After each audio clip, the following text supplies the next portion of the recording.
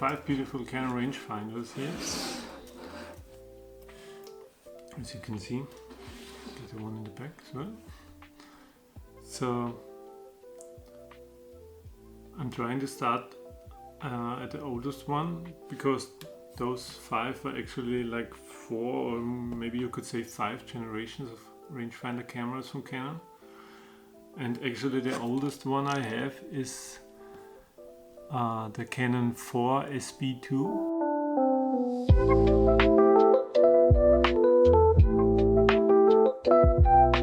It's the Sb2 because it got a bigger viewfinder, combined rangefinder window.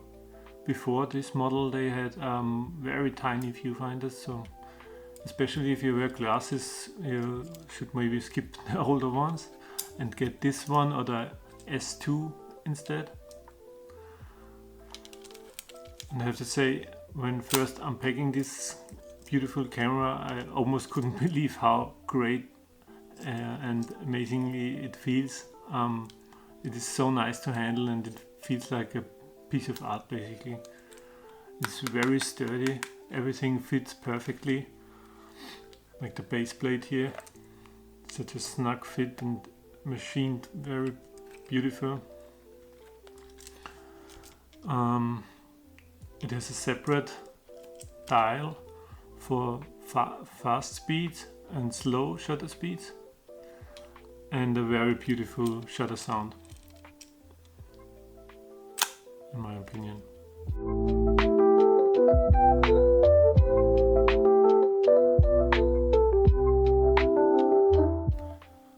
The viewfinder has a unique feature. You could zoom in the view. So this now is on full, and you can go to like 100mm equivalent and 135mm, which is 1.5 zoom equivalent. So this helps you to get critical focus with the rangefinder, which is a great feature in my opinion.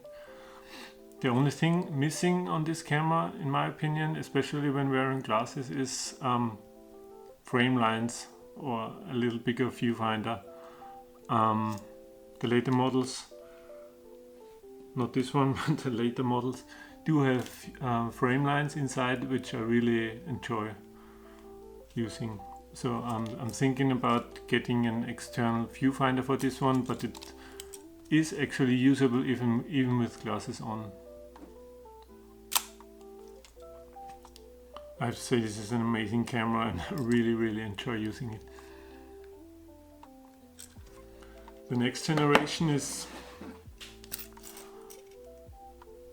this one, is from the 5th generation, is the VL2 model.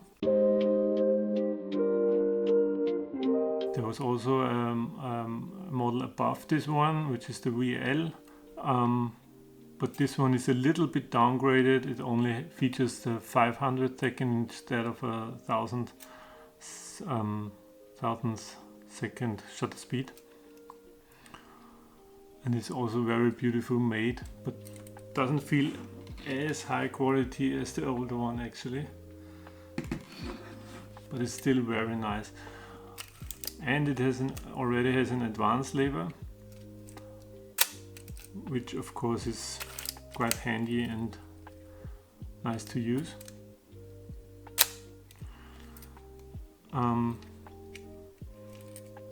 This one already features a metal foil, metal shutter curtain,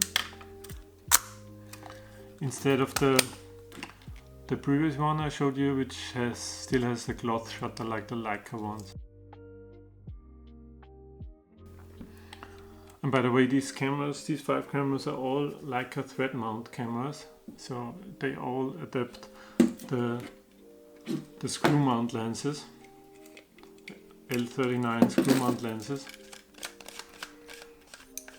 which is great because there's so many available for this mount, and I think they're great lenses and easy to use, and they're very compact as well, especially comparing them to SLR lenses, which are quite a lot bigger. This is a very small camera, and they are getting a little bit bigger as they get more recent. So the VL2 has another feature which was new at the time. It featured a switchable frame viewfinder. You can switch or choose between 50mm, 35mm and a rangefinder which is a zoomed-in view like on the Canon IV Sb2. But there are no frame lines yet, so still a great camera with separate dials for slow and fast speeds. And the great thing is, in comparison to the older 4 Sb2, the VL2 already features a hinge back, which is quite handy for film loading, of course, because on the older one you have to load the film like the old Leica ones. So take out the spool and cut the film leader like it's stated here, and then put everything together, film spool and the take-up spool and the film in at the same time, which is not too easy, but of course doable.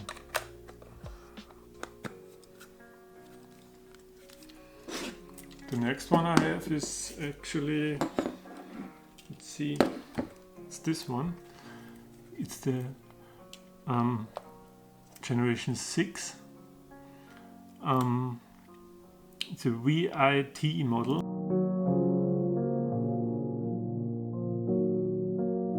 And T stands for trigger wind. You see it has quite a big base plate, and you can put out the trigger wind here, which is a pretty cool feature. But there's also another version which is called the VIL, which features a usual lever wind and a smaller base plate. And this one is actually a really nice camera to use, because it already features the modern combined shutter speed dial, which you don't have to lift up, and there's no slow speed dial necessary on the front, and you still have the switchable viewfinder, but this time you have frame lines for the 50mm view, which you maybe can see here. I don't know. Yes, you should be able to see it here.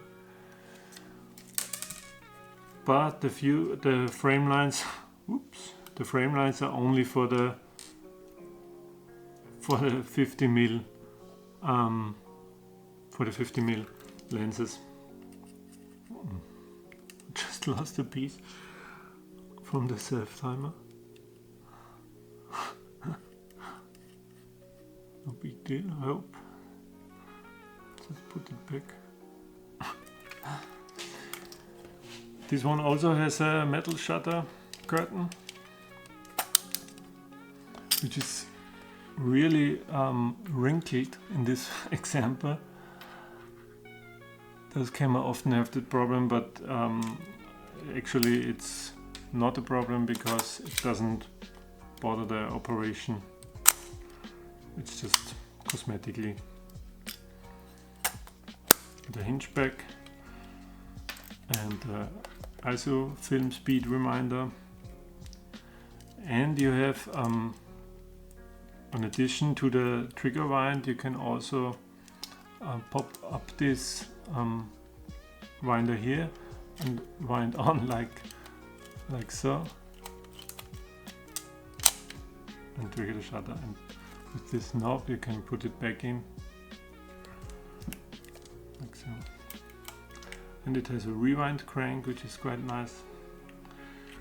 So actually this is my favorite in terms of usability and overall functions, I would say, because of the really nice viewfinder, and I'm mainly a 50mm shooter, so it's perfect for me.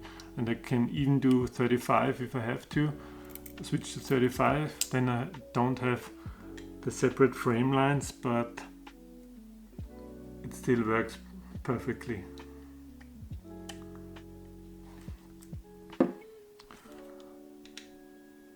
Oh, and it even has frame lines for, I think it's 90 or 100 when you switch to 50mm.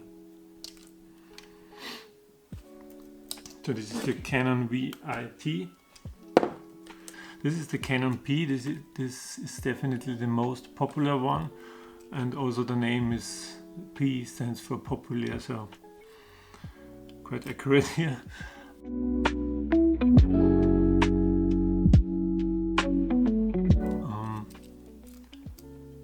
This is a very sleek design, I would say. It has the combined shutter dial from the VI series. This one has all the frame lines combined in the viewfinder.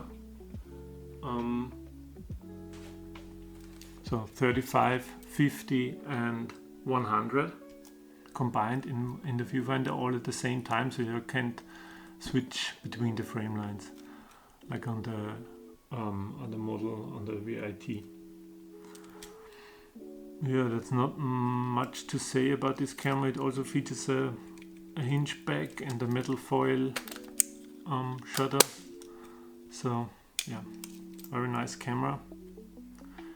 But I have to say, comparing this one to the other ones, I actually find this a little boring in comparison. In terms of design, I really prefer the other ones like the VI-T because of the switchable viewfinder and the trigger wind and the details like the extra ring around the viewfinder, and it just feels a little bit more refined, I would say. Although the Canon P is a great camera as well, of course. It also has a very high build quality, definitely. And the last one I have here is the Canon 7.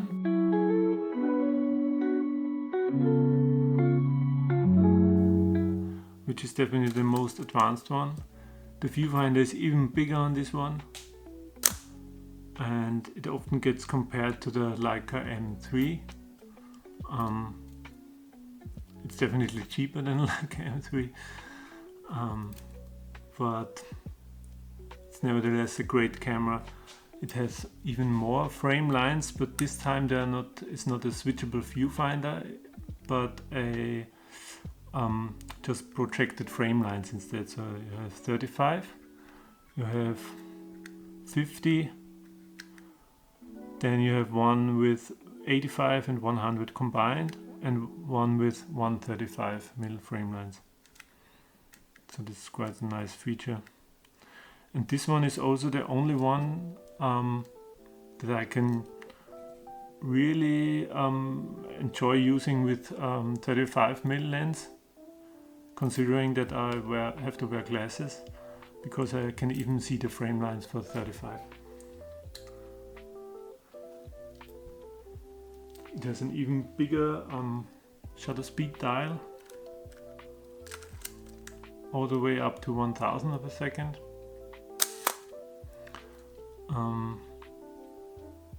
You can set the ISO as well, and for the light meter, which is built in. So this is a selenium cell, and you have the readings up there. What else? Hinge back, metal foil, like on the other models.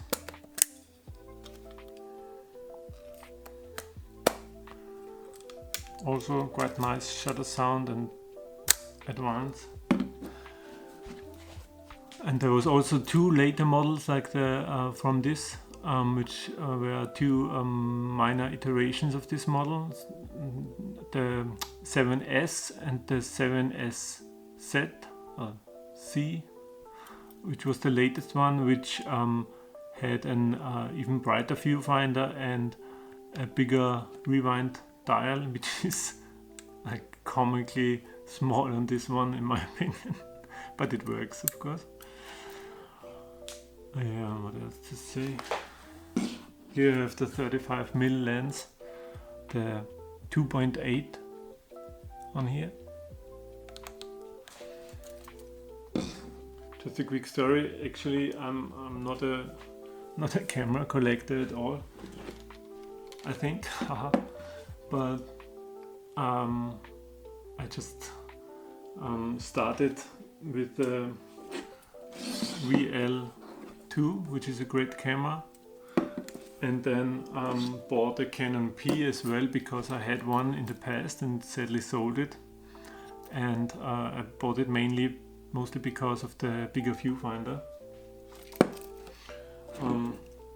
But then I stumbled across a YouTube video of a small shop in, I think it's the Netherlands, and I checked out their website, and lucky me, they had a Canon VI-T with a 50mm 1.8 lens on sale in CL8 condition, so it just had a service and it works properly, and I just had to get this one as well.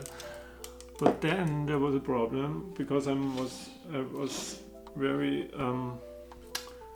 what do you say, I really wanted to know the viewfinder, if the viewfinder is even better on the Canon 7, and I got a good deal on this one. And then there was another problem. I already had 4 main products of 4 generations of Canon rangefinders, so I was missing one of the older ones, and I was just searching which one is the best one of the older ones, and I found this one, and it looks so nice, so I just had to buy it as well, which is kind of crazy, I know, but yeah. So now that's why I have 5 of these.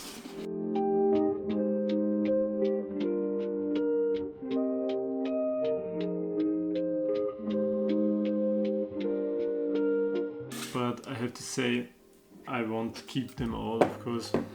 I really don't need all of them. So this is my favorite. The oldest one is my favorite in terms of feel and look. Or I definitely keep this one, and I definitely keep the VI-T because it's the best to use for me. And the other ones I will probably sell in the near future. Especially the Canon P, which I said it's not my favorite in terms of design and overall feel and such. And also the VL2, which is a really nice camera, but the viewfinder is kind of smallish, and also it's a little bit dusty inside of this particular model. Yeah.